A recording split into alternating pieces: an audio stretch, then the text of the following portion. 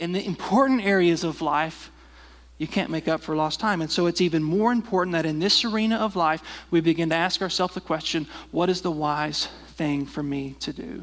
In light of my past experiences, in light of my current circumstances, in light of my future hopes and dreams, when I get home from work, how should I spend my time? When I'm at work, how should I spend my mornings? When I'm at work, what should I do after lunch? How should I spend my time? What should I do before bed? What should I do after dinner? You asking yourself the question in every arena of your life when it comes to the responsibilities that God has given you, your vocation, whatever job you may have, you want to glorify God in your work. One of the ways that you glorify God in your work is by redeeming the time, squeezing it, making the most out of every moment you've been given. And you do that by stopping for just a minute and asking the question, what's the wise thing for me to do? And if we would do that, we would prevent ourselves from experiencing much regret. One of the ways that you can redeem the time is by practicing the art of planning. They say, plan your work your plan. Good advice. This attitude of fly by the seat of your pants is not a wise thing, according to the book of Proverbs. There is some credibility to planning. Now, your plans and God plans, how that all works out is interesting. In the book of Proverbs, it says, a man plans his days, but the Lord directs his steps.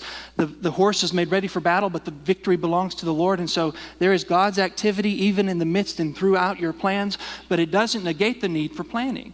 And so you put a plan into place, one of the ways to maximize your time. And then the other thing is calendar your time, especially for the important areas of life that aren't urgent, like spending quality time with your kids. Sometimes you've got to put that on the calendar. For me, I have to calendar my best time. There's a book written by Charles Hubble that's called The Tyranny of the Urgent. Maybe you've read it.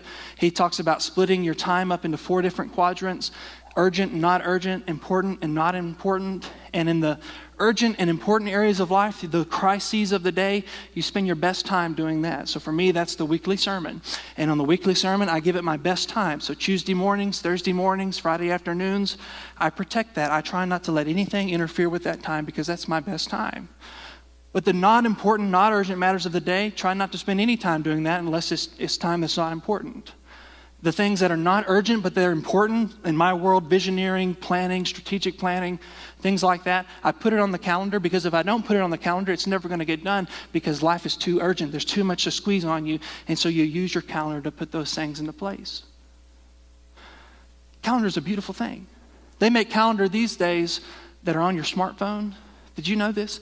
It's on your smartphone, it's on your iPads, it's in the computers, and in the one I have, you can put something in your calendar on your smartphone and then